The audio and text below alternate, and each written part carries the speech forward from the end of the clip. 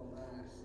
Ini untuk memenuhi tugas daripada Ibu Uut selaku dosen pengampu mata kuliah hukum cyber. Nah, apa sih tentang aspek hukum dalam e-commerce, Mbak? Nah, biasanya kan e-commerce itu tentang jual beli online, Mbak. Penjualan antara orang perorangan melalui online. Oke, kita mungkin mulai masuk ke definisi dan ruang lingkup e-commerce. langsung betul. Oke, langsung ya. E-commerce adalah kegiatan jual beli barang atau jasa melalui jaringan elektronik nih, Pak. Berarti itu buat teman-teman nih yang biasanya jual beli online terus pengen beli barang tuh melalui Tokopedia itu maksudnya e-commerce karena dilakukan melalui elektronik. Gitu teman-teman. Nih, digital seperti situs web, aplikasi, media sosial atau platform online lainnya. Ya, ini banyak lah. Mungkin teman-teman kamu pernah nggak, Mas, jual beli barang di Facebook? Pernah dong. Pernah kan? Pernah dong. Bukan orang Indonesia lah kalau belum jualan gitulah. Di online. COD gini tuh. Nah, itu COD. Cuman kan transaksinya pas lewat online kan. Ya. Biasa via transfer. Dan satu juga COD itu chat or duel. Nah, itu biasanya orang-orang yang memang SDM rendah. Jadi kita bakal bahas secara lengkap di mata kuliah ini.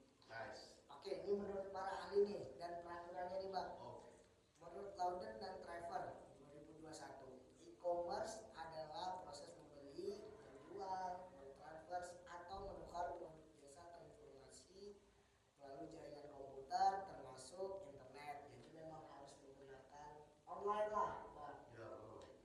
Yang kedua, menurut peraturan pemerintah nih nomor 80 tahun 2019 tentang perdagangan melalui sistem elektronik, e-commerce atau perdagangan melalui sistem elektronik adalah perdagangan yang transaksinya dilakukan melalui serangkaian perangkat dan prosedur elektronik. Mungkin teman-teman ada nih yang coba check out, habis itu dia bayar entah pay letter, waduh itu transfer. Kita harus dihindari ya teman-teman ya, karena biasanya kalau sudah sekali pay letter biasanya ketagihan. Oke, yang ketiga, menurut OECD atau Organization for Economic Cooperation and Development, e-commerce mencakup semua transaksi komersial yang dilakukan melalui jaringan komunikasi digital. Ruang lingkup e-commerce berdasarkan pelaku, yang kedua berdasarkan jenis aktivitas, yang ketiga berdasarkan komponen pendukung. Oke, selanjutnya kita akan bahas berdasarkan pelaku atau model transaksi. Yang pertama ada B2B, business to business, atau antara perusahaan ke perusahaan lainnya. Biasanya tuh banyak tuh, Bang. Kayak suatu perusahaan dia jual barang besar ke perusahaan lainnya buat dijual kembali, kan banyak tuh, Bang. Iya. Itu sering banget. Nah, itu namanya B2B. Yang kedua ada B2C. Contohnya dulu itu lah. Contohnya business to business. Iya itu. Ada Tokopedia misalnya ke alibaba.com, jadi sama-sama perusahaan besar dia, Bang. Jual barang ini ke perusahaan ini dan dijual kembali seperti itu. Memang buat perusahaan besar gitu. Benar. Yang kedua adalah bisnis to konsumen, transaksi antara perusahaan dengan konsumen akhir. Jadi perusahaan ini ngejual ke, misalnya nih ada suatu perusahaan kita, dia ngejual ke kita, udah itu terakhir berarti kita nggak akan jual kemana siapa lagi, kita bakal konsumsi sendiri dia, Pak. Kita pakai. Iya, benar. Yang ketiga selanjutnya ada C2C, konsumen atau konsumen ke konsumen, transaksi antara konsumen dan konsumen melalui platform perantara, contoh OLX, Facebook atau marketplace. Nah, biasa di marketplace itu ada tuh, kamu bisa jual motor nih, Pak, bisa beli aku nih. Nah, itu namanya C2C, konsumen ke konsumen. Jadi kamu jual, aku nego, kita deal, kita bayar, kita sepakati. Pas ketemu ya. Benar. Tapi dilakukan di platform digital juga, Pak. Bisa melalui bisa ya gitu ya. Bisa. Lewat situ. Iya. Memang di situ. Tinggal ketemu makelar. Harus dihindari.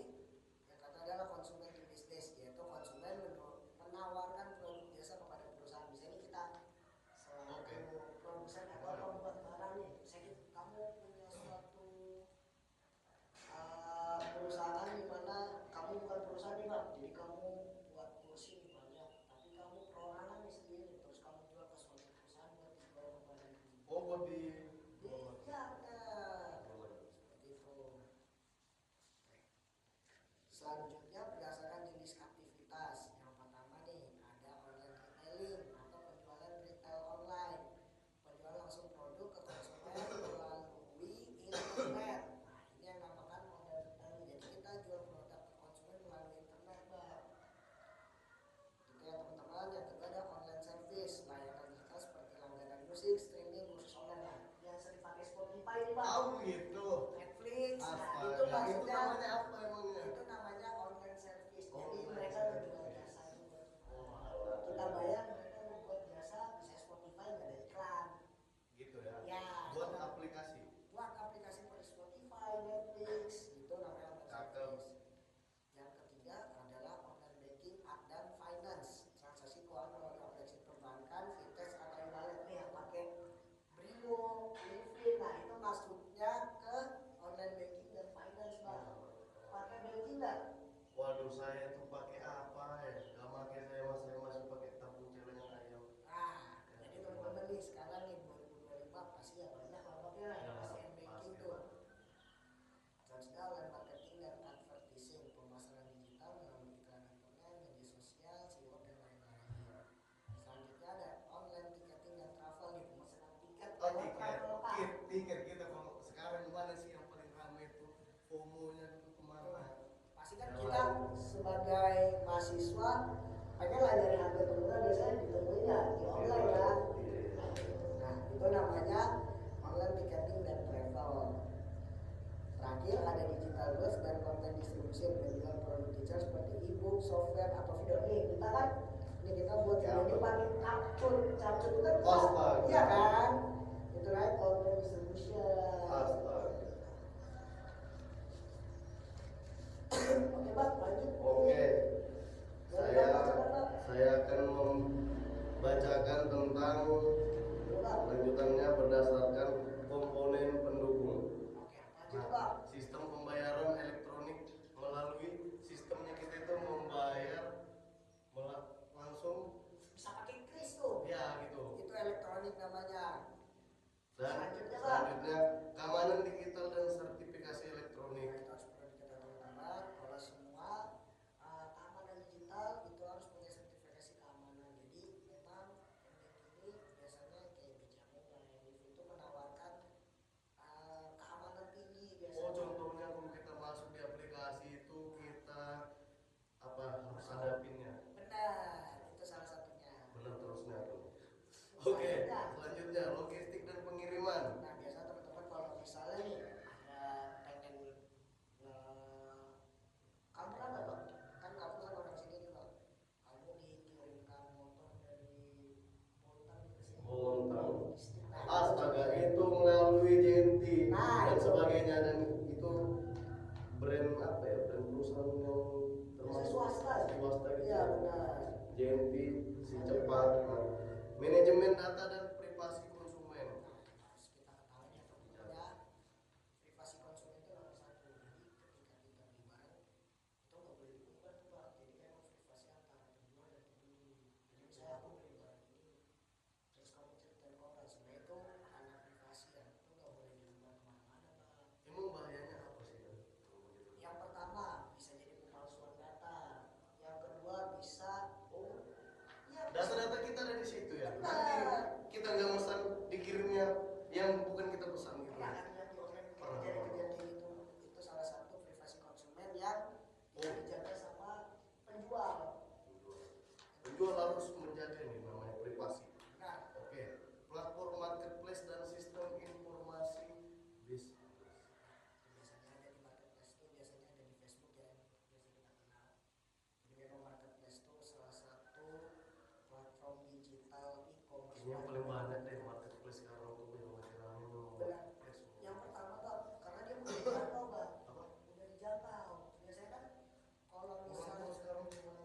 Nggak di kalangan usia ya SMA lah minimal SMA. bahkan yang tua pun sudah paham Nah, kalau e-commerce apa yang dibeli kalau orang tua ini? Bukan ya elektronik itu ya biasa saja sebenarnya. Apa ya? Yang pertama biasanya Ikonik. harganya lebih murah bang. Nah. Di anu marketplace ketimbang mereka beli kan toko-toko yang ada offline. Iya, toko. Karena online itu bisa nego bang. Bisa nego. Benar ya. Awalnya saya 10 juta, bisa jadi 9 juta. Karena Iya. yang nego juga kadang nggak punya hati juga sih bang. Itu marketplace ya. Ini lucu sih teman-teman. Memang ya. Harga tinggi ditawar sekarang. Nah itu sih kebanyakan orang di Indonesia lebih suka jual belinya tuh di online.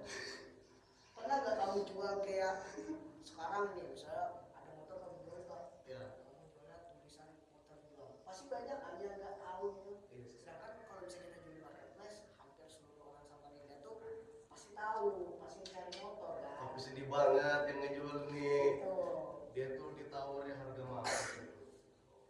Saya lanjut lagi. Ini lembaran selanjutnya. Aturan yang terkait. Nah, di sini kita di penjualan semuanya tuh selalu ada aturan itu. Bacakan secara lengkap. Aturan yang terkait Undang-Undang Nomor 11 Tahun 2008 tentang informasi Apa aja pak? dan pengakuan keabsahan dokumen elektronik terdapat di pasal 5, yaitu informasi dan dokumen elektronik diakui sebagai alat bukti hukum yang sah.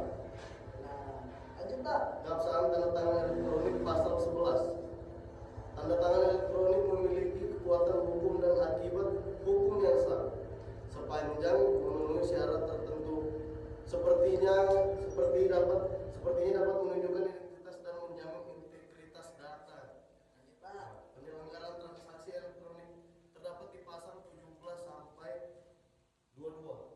Mengatur tanggung jawab penyelenggara sistem elektronik dan pihak yang melakukan transaksi. Lanjut pak. Perlindungan konsumen dan data pribadi dalam transaksi elektronik itu di pasal 26 dan 40. Lanjut pak. Peraturan ini merupakan aturan pelaksana dari Undang-Undang ITE menggantikan PP nomor 82 tahun 2012. Kewajiban ini terdapat di peraturan ini terdapat suatu berapa ini? 1, 2, 3. Ada 8 yang berisikan tentang kewajiban penyelenggara sistem elektronik PSE untuk menjamin keamanan sistem, menjaga keandalan dan tanggung jawab data pengguna, pengaturan sertifikasi elektronik dan tanda tangan elektronik, pengaturan lokasi pusat data, data center dan pemrosesan data, dan tata cara pendaftaran PSE. Udah semua itu pak. Sudah semua. Sudah semua. Jadi memang setiap jual beli online elektronik itu kita pasti dilindungi sama hukumnya yang terkait. Iya, pasti. Itu adalah contoh-contoh hukum yang kita dilindungi sebagai antara penjual atau pembeli, kita pasti dilindungi lah. Lumayan banyak. Jadi jangan takut lah ya kan bang. Betul. Jangan jerak. Kalau bisa ditipu kita bisa nuntut pakai undang-undang yang lain. Undang-undang yang saya sebutkan tadi. Benar. Selanjutnya pak. Perlindungan konsumen digital. Tuh, ini adalah contoh perlindungan nih. Kemarin konsumen digital, kita kan nggak pernah ketemu satu sama lain. Oh, iya. Biasanya kan transfer, barang datang, boleh dibacakan bang Dik? Perlindungan konsumen digital adalah segala upaya hukuman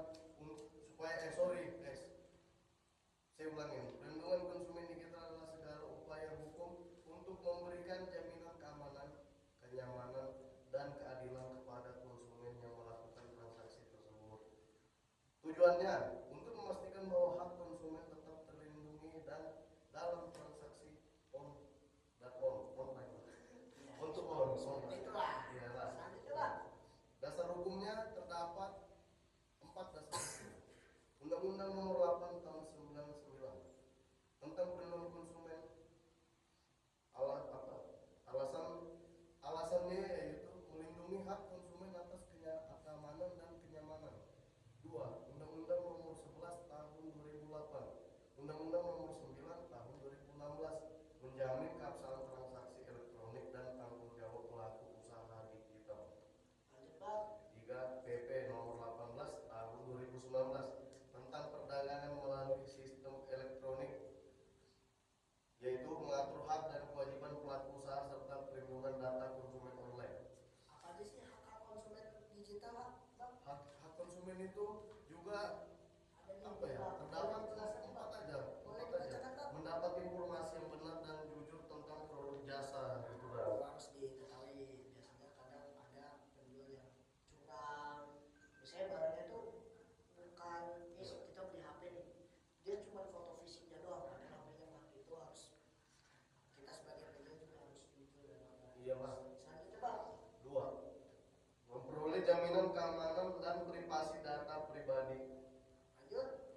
tidak berhak atas pengaduan dan ganti rugi bila dirugikan. Kalau kalian merasa dirugikan gitu loh. Kita bisa nuntut ganti rugi kan. Iya. Kalau nggak ada dirugikan ya ngapain ngomong bro? Benar, apa kita bahas ini? Makanya. Lanjut. Dilindungi dari penipuan dan penyalahgunaan data di internet. Lanjut Pak, di lembaran terakhir. Kesimpulan. Kita Wah, langsung nggak terasa. udah nggak terasa kita 16 menit, kita langsung ke kesimpulan ya. Kesimpulan dari semua yang Kita bacakan tadi. kawan saya bacakan. Boleh saya baca Pak? Boleh. Oke, mungkin saya yang sampaikan. Secara garis besar, transaksi elektronik dan e-commerce merupakan bentuk perdagangan modern yang dilakukan melalui internet dengan dukungan sistem digital seperti sertifikasi elektronik dan tanda tangan digital yang paling sering dilalui. Kalau soal itu kan tanda tangan digital biasanya Pak. Oh iya. Baru ada untuk menjamin keamanan dan keadilan, pemerintah mengatur melalui Undang-Undang ITE, Peraturan Pemerintah Nomor 71 Tahun 2019, PP Nomor 80 Tahun 2019, dan Undang-Undang Perlindungan Konsumen. Konsumen digital berhak atas keamanan, privasi data, informasi yang benar, serta ganti rugi bila dirugikan. Bila terjadi pelanggaran atau sengketa, penyelesaiannya dapat dilakukan melalui musyawarah, mediasi, BPSK, arbitrais, atau pengadilan. Semua aturan ini bertujuan agar transaksi digital di Indonesia berjalan aman, adil, dan terpercaya. Jadi memang kalau teman-teman merasa dirugikan, ada beberapa langkah yang bisa kita ambil. Pertama ada musyawarah, biasanya itu mediasi lah. Mediasi. Gimana enaknya? Kalau memang kita nggak menemukan titik terang, kita bisa nuntut ke Oh, pengadilan. pengadilan. Ya mungkin sekian yang podcast tentang e-commerce ini. Ya semoga lah nilai kita aman ya Mas di Aman. cyber. Mudahan ya Allah. Bismillah. Mudah. Bismillah aman. Terima kasih Bisa. juga ya Bu Ud selama 6 semester udah ngajarin kita tentang hukum cyber. Jujur lebih bermanfaat karena semakin tahun digital ini semakin berkembang Pak. Jadi kan kita harus mengetahui apa ya? Benar. Ya yang takutin privasi kita. Benar. Hukum cyber kita terlindungi gara-gara Ibu sering menyampaikan. Jadi kita paham nih tentang hukumnya bagaimana melindungi privasi konsumen digital. Iya. Terima kasih Bu Ud. Mungkin sekian dari podcast kita. Assalamualaikum warahmatullahi wabarakatuh. Wabarakatuh.